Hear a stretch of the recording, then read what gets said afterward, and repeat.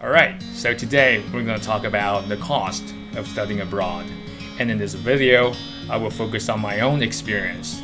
So first, let's talk about the impression that most people have of someone who studies abroad, especially somewhere in America or Europe.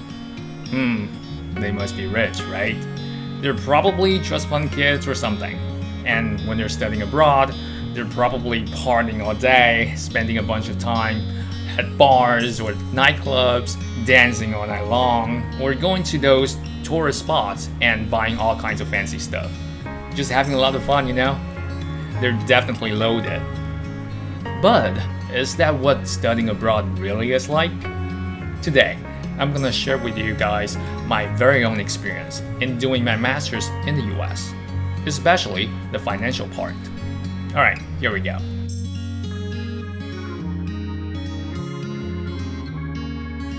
So, the first time I came to the US, it was for my master's.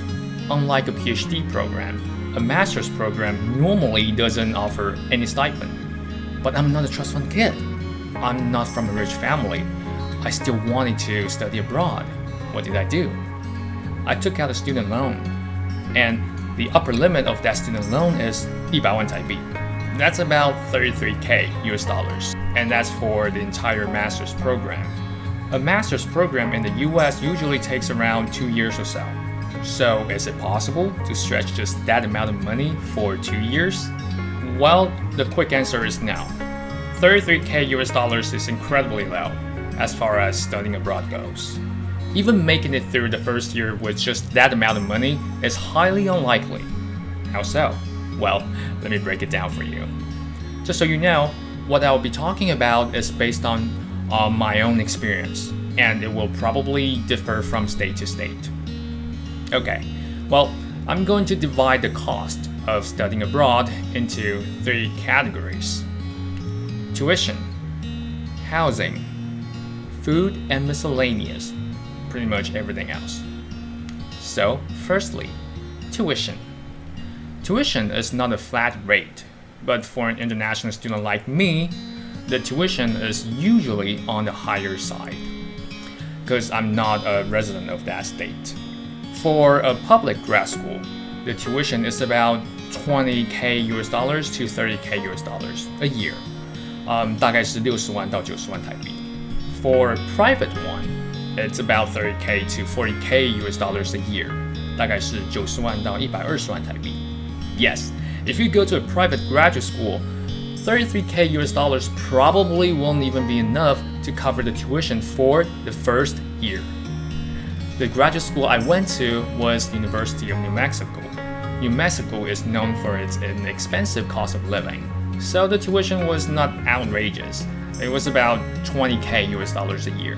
Okay, so how much do we have left now?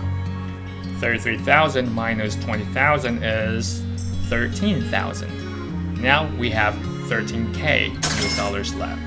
大概是40万台币. Man, for just the tuition alone, about 2/3 of the student loan money is gone. It's not looking good. Alright, let's move on to the next category: housing. Contrary to what a lot of people think, it's actually cheaper to lease an apartment than the dorm in the US, unless you're talking about some really expensive areas.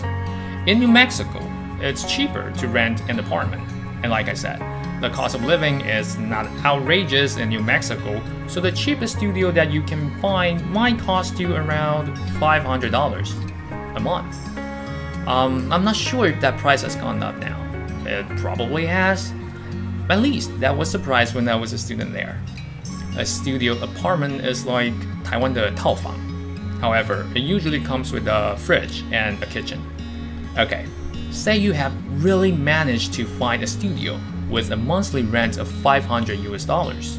That will be 6,000 US dollars a year. Okay, so now we're down to 13,000 minus 6,000 is 7,000. We're down to 7,000 US dollars now. 大约是21万台币. Okay, now we only have 7,000 US dollars for food and everything else. Is that enough? Okay, apart from everything else, let's just focus on food. In the US, if you eat out, a very ordinary meal will cost about $10, 大概是300台币左右。It's not anything fancy, it's just like bento food in Taiwan. I guess now it makes sense why a lot of Taiwanese people say things cost 3 times as much in the US, right? Alright, let's assume you skip breakfast every single day, the most important meal of the day. You only eat 2 meals a day to save money. That will cost $20 a day. How much would that be a year? 20 times 335 is about $7,300. That's more than $7,000 that we have left. Now, we're literally broke. And that was assuming we skip breakfast every day, live in the cheapest studio. The student loan money is still not enough. We haven't even begun to take into account the utilities, the phone bills, the internet, the insurance fees, and so on. Therefore, if you want to get your master's degree in the US, $33,000 student loan money is not gonna cut it. Now, some people might ask, how did you do that, Wilson? Well, I did manage to make it through my first year of grad school with just that student loan money. I actually ended up spending about $31,000. For anyone who knows a thing or two about studying abroad, spending only $31,000 is jaw-dropping. It's incredibly low. So how did I do it?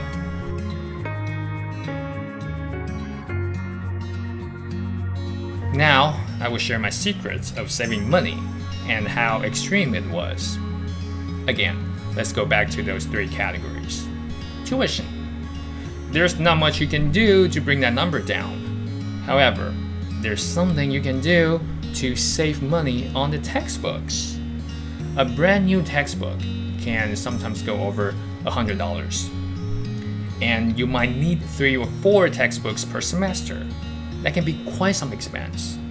So when I was a student, I would go online and see if there was any free ebooks.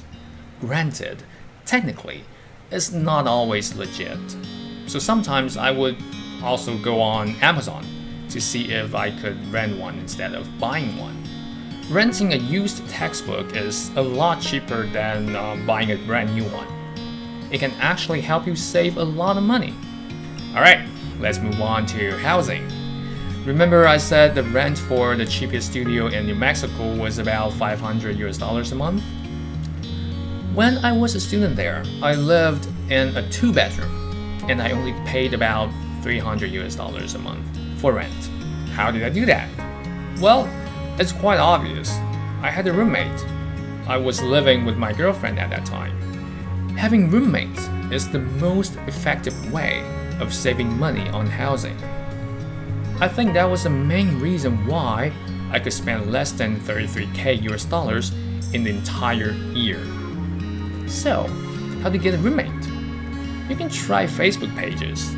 There may be some people up there looking for roommates as well.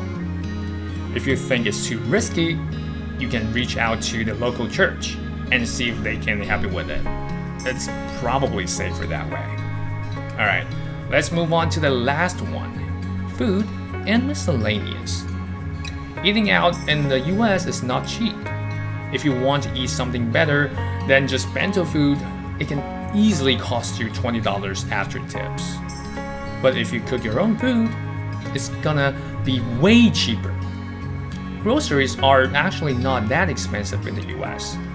If you make your own bento, like rice and a couple of side dishes, the ingredients themselves are probably just about $2 to $3. So I basically cooked every meal with the cheapest groceries I got from the grocery store. Let me tell you, it's not fun. Cooking every single meal is really exhausting. Cleaning and doing dishes just makes it worse. I spent so much time doing that every single day, to a point where it got really depressing. But I didn't have a choice. I could literally go broke if I ate out too much. There you go. That's how I managed to keep it under $33,000 in my first year of graduate school in the US. It was really not easy. It was not glamorous. I had to say no to my friends when they invited me to a party because I couldn't even afford to Uber there. I couldn't go travel or see those tourist spots because I was poor. I was praying every single day that I don't get sick because I couldn't afford to see a doctor in the US. I lived very frugally. It was a hard time, but that time of my life taught me not to take anything for granted.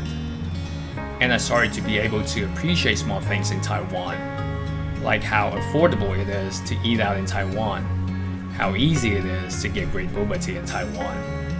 Things that I didn't used to value at all are now what I'm grateful for every single day. I like that change about me. Alright, lastly, if anyone asks me to describe studying abroad in a nutshell, I will show them this picture.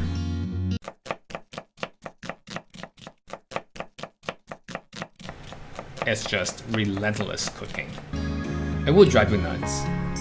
Alright, I hope this video makes it more clear to you what studying abroad really looks like.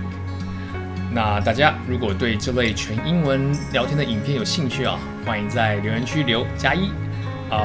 但我希望不要太多+1就是啊，因为做这种全英文的影片真的好累啊。